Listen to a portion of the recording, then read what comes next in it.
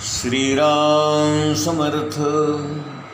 गोपाल कृष्ण भगवान की जय.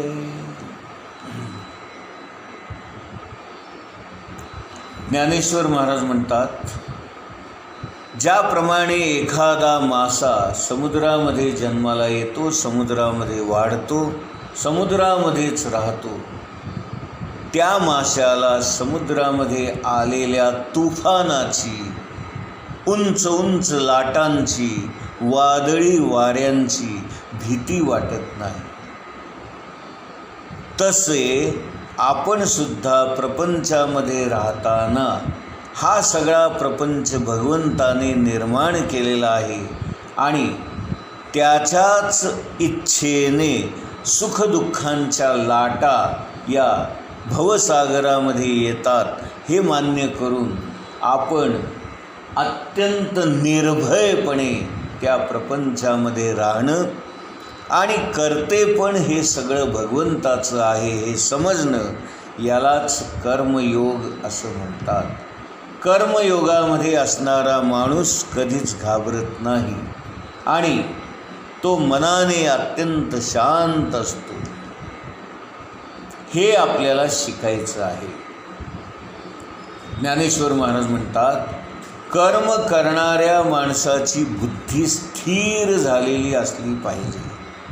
असा स्थिर बुद्धीचा माणूस म्हणजेच स्थितप्रज्ञ माणूस कसा असतो आणि त्याची लक्षणं काय असतात हे गीता आपल्याला शिकवते आणि हेच गीतेचं खरं मर्म आहे. 2ऱ्या अध्यायामध्ये या स्थितप्रज्ञ माणसांची लक्षणं भगवान श्रीकृष्ण सांगतात. ते म्हणतात, जर तुमच्या हातामध्ये तुमचं जीवन नाही, अमुक एक व्हावं किंवा अमुक एक होऊ नये हेही तुमच्या हातामध्ये नाही, तरीसुद्धा या जगामध्ये घटना घडत असतात, कार्य घडत असतात.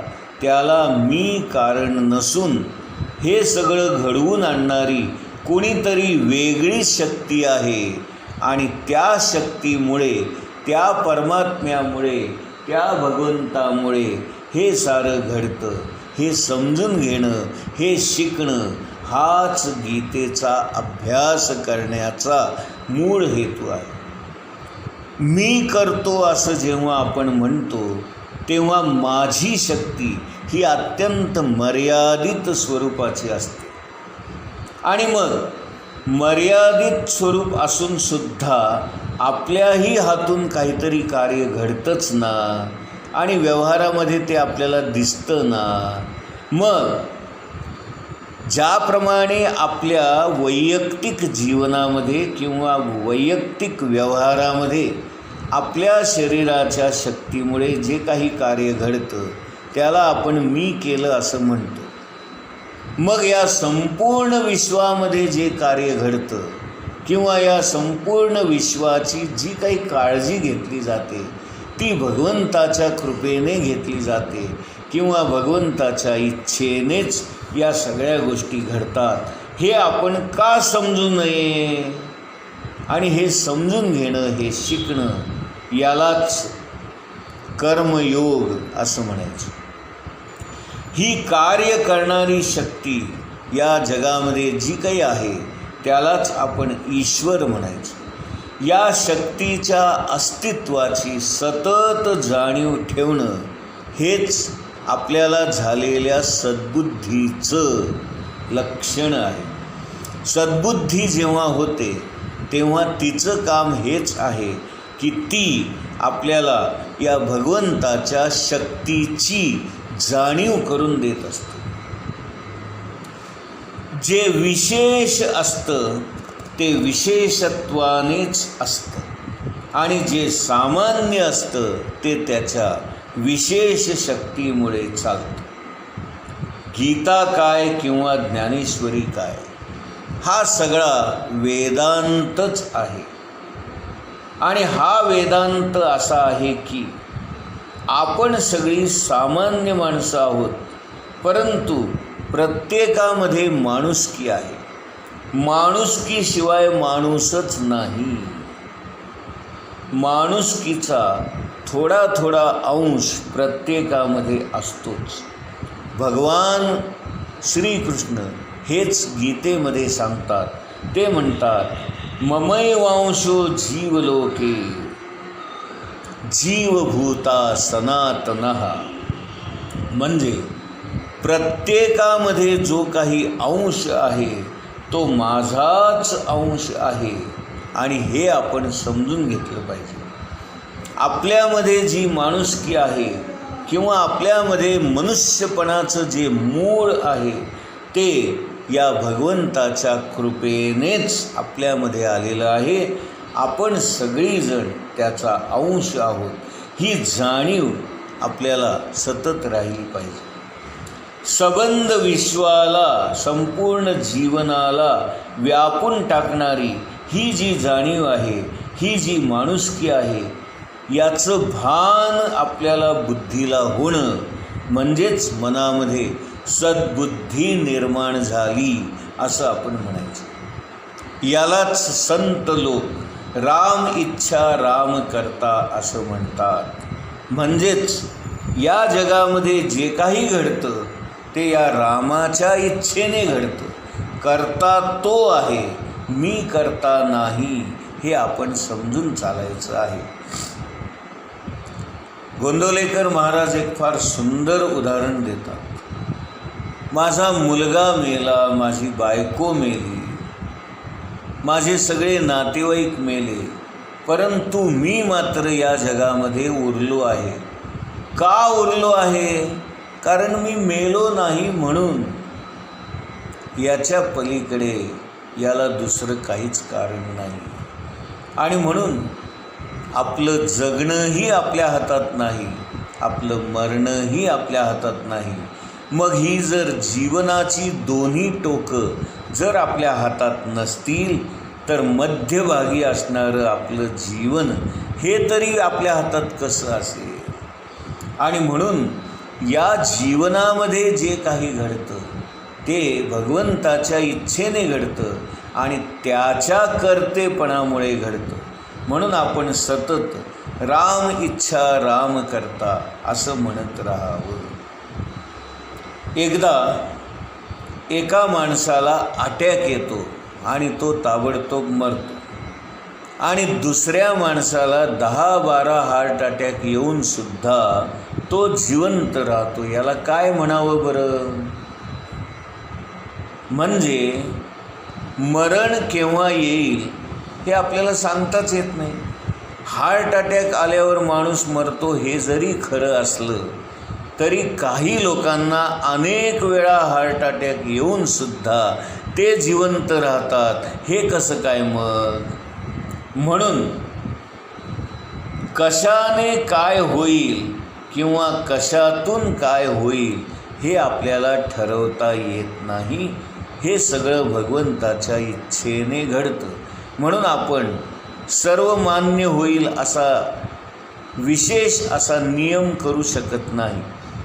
हार्ट अटॅकने माणूस मरतो असं आपण जरी म्हणत असलो तरी सगळीच माणसं मरतात असं नाही.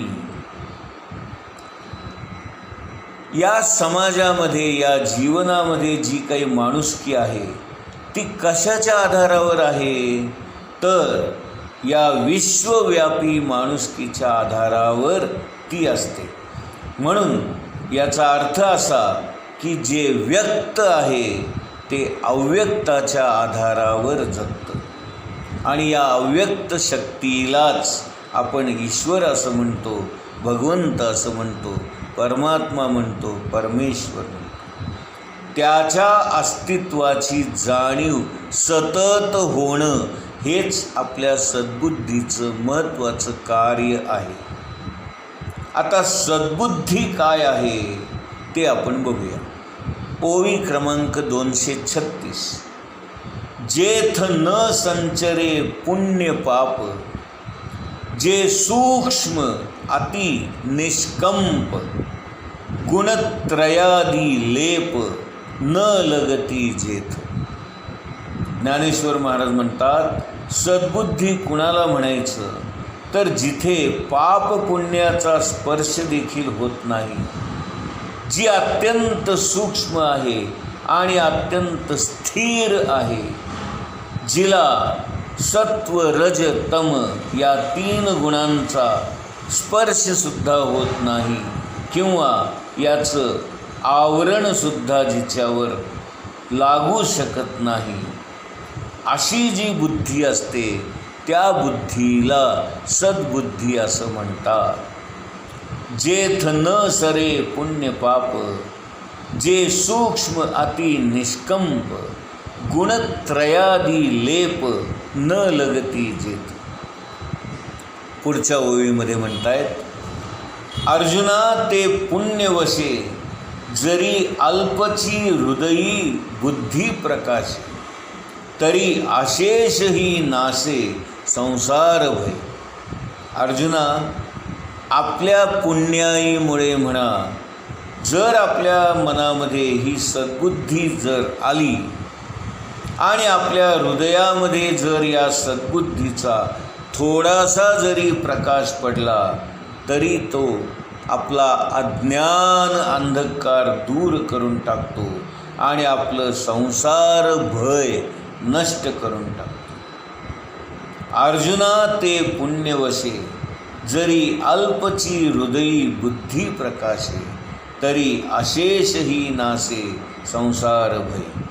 म्हणून ज्ञानेश्वर महाराज म्हणतात, अशी सद्बुद्धी जर आपल्या हृदयामध्ये थोडीशी जरी प्रगट झाली, प्रकाशली, तरी आपलं संपूर्ण संसार भय नाहीसं होतं. गीतेचा जर काही भाव असेल तर तो हाच आहे आणि हा भाव आपल्याला समजून घेता आला पाहिजे. परमार्थामध्ये आपल्याला सद्बुद्धी झाली पाहिजे. ज्ञानेश्वर महाराज म्हणतात, अल्पची हृदयी प्रकाशे, प्रमाण अल्प किंवा बहु अशा पद्धतीने मांडता येतं. ही सद्बुद्धी अत्यंत सूक्ष्म स्वरूपाची असते आणि स्थिर प्रकारची असते आणि म्हणून अशा स्थिर बुद्धीच्या माणसाला स्थितप्रज्ञ असं म्हणतात. कोणताही प्रसंग आला तरी तो माणूस गडबडून जात नाही, गोंधळून जात नाही. भटजी बापूंचं जे आपण उदाहरण पाहिलं, ते स्थितप्रज्ञ असणाऱ्या माणसाची बुद्धी कशी स्थिर असते याचंच उदाहरण आहे. जेव्हा आपल्याला भीती वाटते, भय वाटतं, तेव्हा मनामध्ये भावना उचंबळून येतात आणि मग आपली बुद्धी डळमळीत होते, अस्थिर होते, खालीवर होऊ लागते आणि अशी घाबरलेली अवस्था म्हणजेच डळमळीत बुद्धी योग्य प्रकारे निर्णय घेऊ शकत नाही. म्हणून गोंदवलेकर महाराज म्हणतात, ज्याप्रमाणे आपण आपल्या शरीराचा एक्सरे काढतो, तसा जर आपल्याला आपल्या मनाचा एक्सरे काढता आला तर आपलं मन आपल्याला बघवणार नाही. आपल्या मनामध्ये असणाऱ्या भावना, आपल्या मनामध्ये असणारे विचार आपलेच आपल्याला सहन होणार नाहीत. ही मंडळी अभ्यासाने तयार झालेली असतात आणि म्हणूनच त्यांना सत्पुरुष म्हणायचं. सत्पुरुषांचं मन स्वच्छ असतं, पारदर्शक असतं, प्रसन्न असतं आणि उत्तम असतं, सुंदर असतं. गुरुदेव रानडे जे होते, त्यांच्या स्वतःच्या मुलीचा विवाह ग्वाल्हेरमध्ये झाला. परंतु आपली नामस्मरणाची वेळ झालेली आहे हे पाहून गुरुदेव रानडे बाहेर एका मोटारीमध्ये जाऊन बसले आणि नामस्मरण करू लागले. इकडे मुलीच्या लग्नाच्या निमित्ताने कन्यादान करण्याचा प्रसंग दुसऱ्याच एका माणसाने केला. म्हणजे बघा की आपल्या स्वतःच्या मुलीचं लग्न आहे आणि बाप आपलं नामस्मरण करत बसलाय. इतकं आपल्याला स्थिर बुद्धीने वागता येईल का हो? आपली बुद्धी अस्थिर होते, चंचल होते, डळमळीत होते आपल्याला लग्न कार्य महत्त्वाचं वाटतं, आपल्याला कन्यादान महत्त्वाचं वाटतं आणि आपण आपला रोजचा नेम, आपलं रोजचं साधन, आपली साधना, आपली तपश्चर्या या सगळ्या गोष्टी आपण गुंडाळून ठेवतो. आपण सर्वसामान्य माणसं आपल्या साधनेला, आपल्या तपश्चर्येला महत्त्व देत नाही. गुरुदेव रानडे नेहमी म्हणायचे की मी नामाला बसलो की मी माझा राहत नाही. जेव्हा नाम मला सोडेल तेव्हाच मी यातून बाहेर येऊ शकतो. यावर भाष्य करताना महाराज म्हणतात, तुम्ही इतक्या टोकाच्या भूमिकेला निश्चितपणे जाऊ नका, परंतु नामस्मरणाचं महत्त्व तरी निदान आपल्याला कळावं म्हणून हा प्रसंग सांगितलेला आहे. गुरुदेव रानडे हे अगदी वेगळेच होते, असामान्य होते आणि आपण अशा असामान्य माणसाच्या कृतीचं अनुकरण करू नये. आपण सामान्य आहोत, सामान्यांनी सामान्यच राहावं. असामान्य होण्याचा थोडा देखील प्रयत्न करू नये, कारण या गोष्टी आपल्याला शक्य होत नाहीत. आपल्या बुद्धीची स्थिरता अशी नाहीच आणि म्हणून हे काम आपलं नव्हे. तरी देखील आपल्याला अशा पद्धतीची स्थिर बुद्धी प्राप्त करून घ्यायची आहे. हे आपलं ध्येय किंवा आपलं उद्दिष्ट कळण्यासाठी म्हणून का होईना असे प्रसंग आपल्याला माहीत असणं आवश्यक असतं. गोपाल कृष्ण भगवान की जय.